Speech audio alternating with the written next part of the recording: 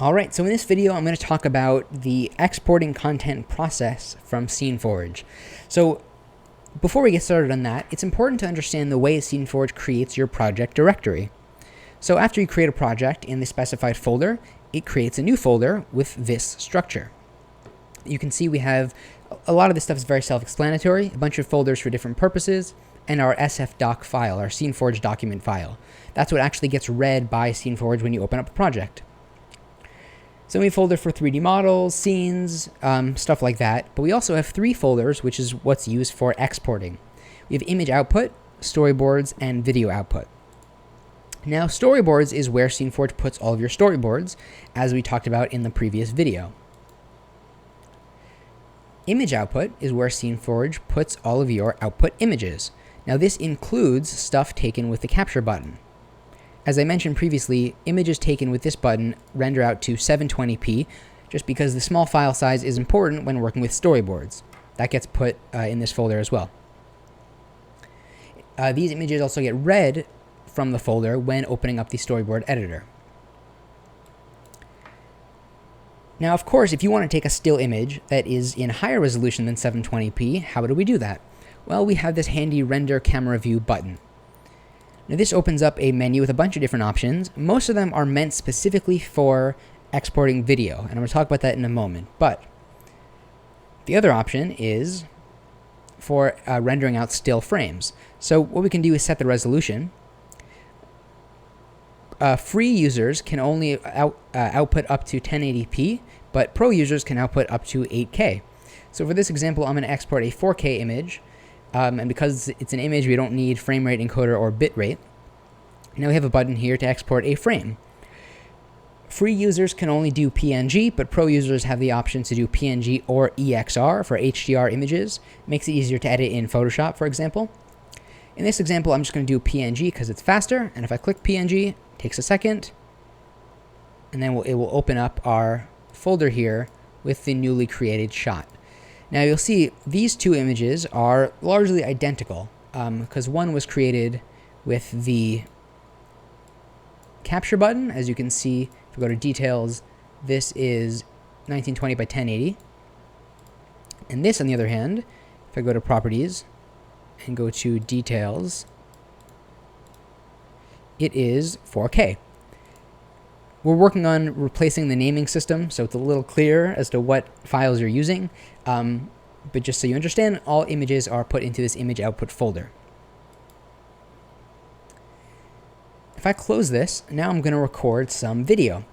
So as I mentioned in the shoot mode video, you have a couple options for recording video. We can either record motion and then export the video separately, or record real-time video while recording the motion. This is not recommended generally, as I mentioned previously, but I'm going to show it for this example. So I'm going to click record, and I'm going to click the capture button, and I'm going to move the camera around. I'm going to adjust the focus, move it over here, and there we go. So you see on the timeline we have our clip here. I'm going to talk about clips and keyframes in the timeline in another video. This is mainly about exporting. But now, because I recorded the real-time video, if I go to my folder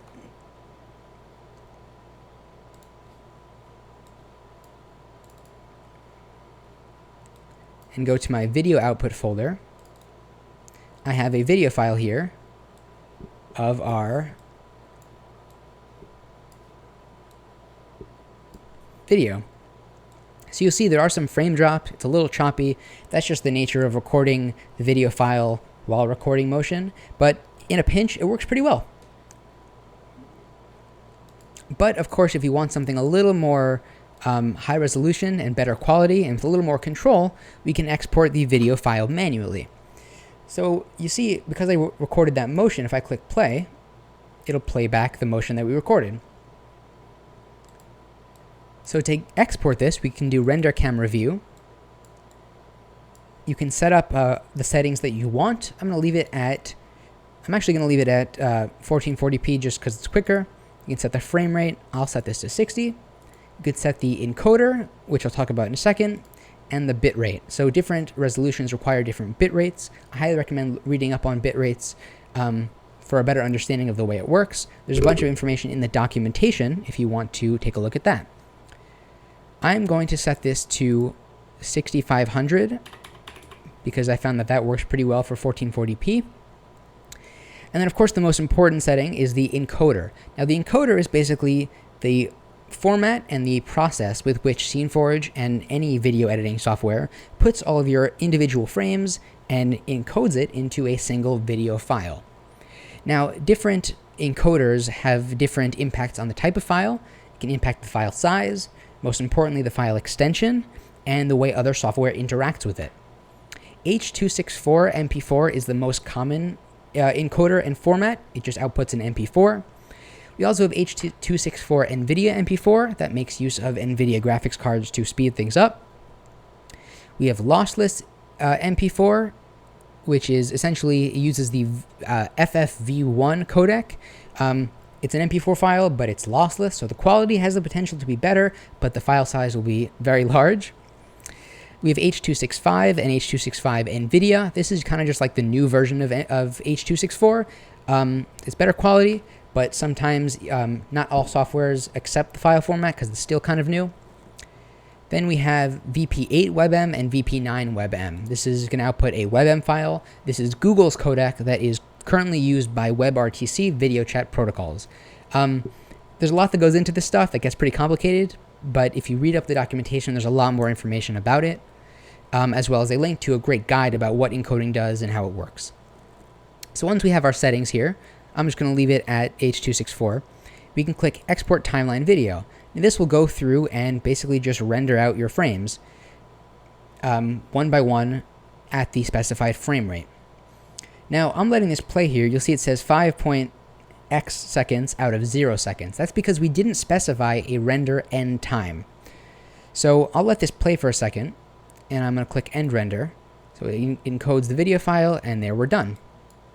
So if I close this and open up this over here, now you can see we have our 2560 by 1440 video, and I play this back. It is a nice, smooth 60 frames a second video, just like that. But if we wanted to specify a specific start and end point, we can do that down at the timeline over here, which I believe I am blocking, so I'm going to move myself out of the way. There we go. We can set the render start or render end. If we set the start to 0, it starts at the beginning. If we set the end to 0, it'll just keep rendering until either the timeline ends or we stop it manually like I just did. Generally speaking, I recommend setting a render end so it doesn't keep going infinitely, or at least to the end of your set duration.